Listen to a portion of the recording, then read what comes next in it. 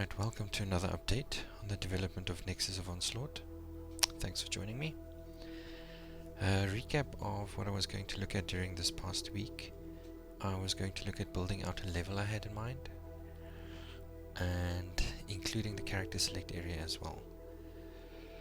So I'll start off with a rough looking sketch that I drew in about 15 seconds of what I had in mind. I'll also note I managed to spill coffee on it. I mean, if you haven't spilled coffee on your notes before, are you even developer? So the left hand area was pretty much what I've always had in mind for the character select. Each character standing inside some kind of container or cage type structure. And below that I want to have some dummies and a few traversal pieces, so once you select a character you can get a kind of feel for them before you decide to play with them, so you can try out all of the different characters. Then there's well, I didn't draw it out very well, a passage going into the arena itself where you will basically try and survive. So armed with that, I set out thinking about where to start, and I felt a good place to start would be the lighting first. Now, I always imagined the game would play out at night and have a mystical kind of look to it, so I went searching for good resources to help me with this, and one of the resources which I often view is a channel by William Faucher. I hope I'm pronouncing that right. I'll link to exactly the video I looked at in his arsenal, but just as a general source, you won't ever go wrong with his channel. He's got some amazing information and in-depth explanations of these kinds of things. So once I had the lighting nailed down, I started to think about how I would try to put the level together. Now, I thought I would be smart and use landscaping as well as foliage painting to paint the rocks on the landscaping, etc. But it didn't go exactly as planned. Now, it was a lot harder to eke out exactly what I wanted and had in mind, and it was very time consuming. Now, it's not to say it's not the correct tool. It might just not be the correct tool for me at this stage of my current level of expertise and comfort with it. You know, I tried to build out the character select here, and I was going to do the arena, but then I just gave up. But the lighting turned out very nicely how I wanted it to be. So I switched over to a technique called blocking out a level. This is basically just using shapes like cubes, cylinders, spheres, etc. to make a rough and basic layout of the level. It is sometimes time consuming, but it does give you a very good idea of scale, and it's quick to change as you see things won't work. Now, I ended up with this level, which I actually pretty much accepted as exactly what I had in mind. The cavern for the player select, the little passage to run along, and then this area for the arena. So since I was happy, I needed to move on to making this kind of come alive, and I turned to two asset packs that I had in my library. I think one was during the time what's a limited time free asset on Fab, and the other was part of a pack that I purchased. Now, they both fit the bill for exactly what I had in mind for the art direction for the game, and I started by just adding the cages for how I wanted the characters to be in. So each character will be in one of these, and you can select them, and then I built out a little basic arena here for what I had in mind. I used the characters for scale and to make sure they all fit, and also to make sure the height and everything is correct. so the characters can get everywhere that they need it to be. I was pretty happy with how it turned out.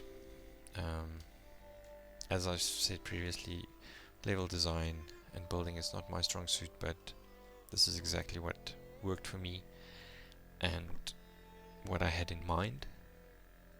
So I'm pretty happy with how it turned out. Now, I was going to use a foliage painter to start painting the walls with rocks and stuff. But I actually made the decision to do it by hand. It might sound mad, but I wanted to do it this way to give myself a personal connection to the level, to give it, I don't know, just a feeling of it's mine. So sinking in a bit of time, I eventually ended up with this,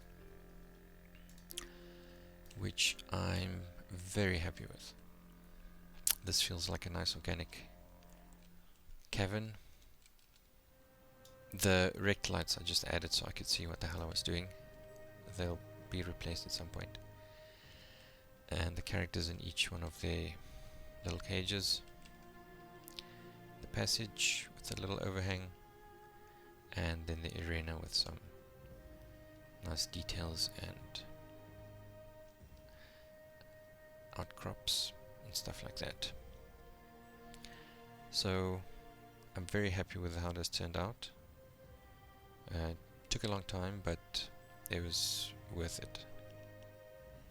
Now what's still outstanding is I want this here at the back to be some kind of room that just makes it feel like the level you're playing at is part of a bigger world.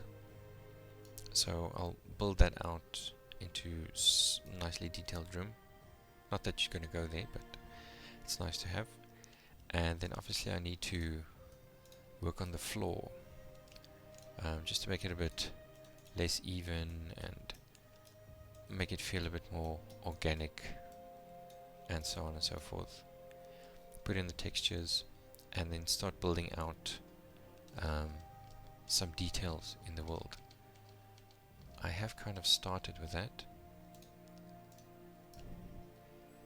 just as an experiment here, adding some props and stuff. And I also created these pulsing crystals, which just give the world a nice feel. So I'll place them all over, look at more lighting. But yeah, it was a pretty successful week behind me. Now, doing a kind of stock take, well, before I do that, some people might notice this is slightly dark, so I do have a post-process volume here that I used with a vignette around it and some focal points, just to give it a bit more of a dark and nice feel that you are focused on the character. You can really see it come.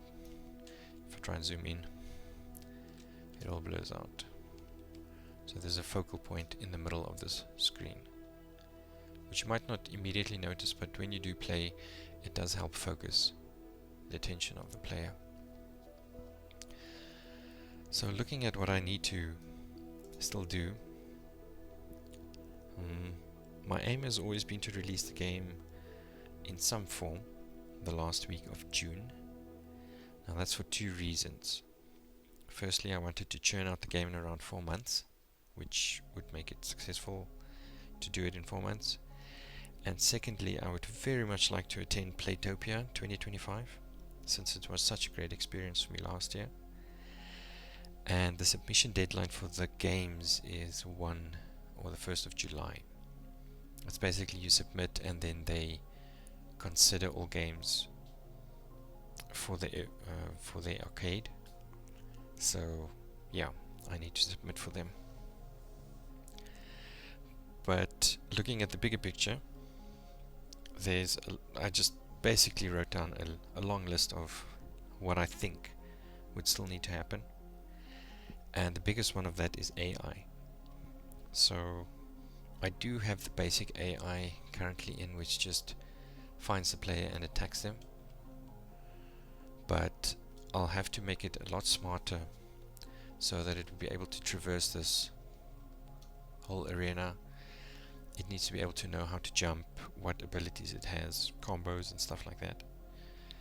And I might even make basically an overview AI, basically a game controller kind of AI, which looks at how the player has been performing and what kind of enemies to start spawning. But yeah, those are two big things to look at, or that is the big thing, AI. I'll also need to include a teleport system, since there's two characters, Guren and Puro. They won't be able to jump, or Guren can't jump, and Puro, his jumps are not high enough. So I will include some teleport systems so they can still get to the top of the arena and go everywhere they need to go.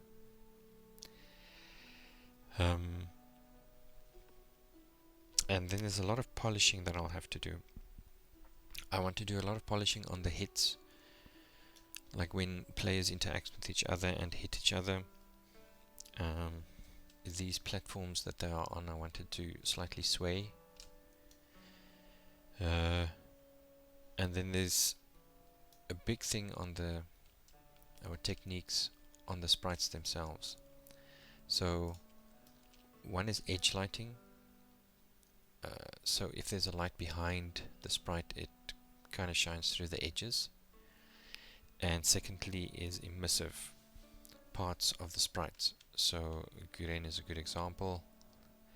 His eyes might give off a yellow kind of light. Now both of these, as always, there's a course by Cobra Code to do this. I just have to find the time to do it, but that does give it a fantastic feel when it's in, and it feels like the sprites are really part of the world. I also will actually look at multiplayer, co-op multiplayer. I'll see if I'll do it local or online only. Since I'm an old school player, I'd expect local co-op, but I don't know how much effort it will be to implement. Then I'd probably need to make a trailer so I can create Steam itch pages. But yeah, that's pretty much everything I have outstanding on my list. The multiplayer, I might not actually commit to putting that in the first release, just because I don't want to put some half-baked thing in. The first release will most definitely be this arena, everything working as expected, all the kinds of different enemies. Multiplayer I'll add on top of that. Not to say that I won't do it, it might just be an update afterwards. And thereafter I'll look at creating different arenas with different enemies as updates after that. So yeah, that's pretty much where am at the moment.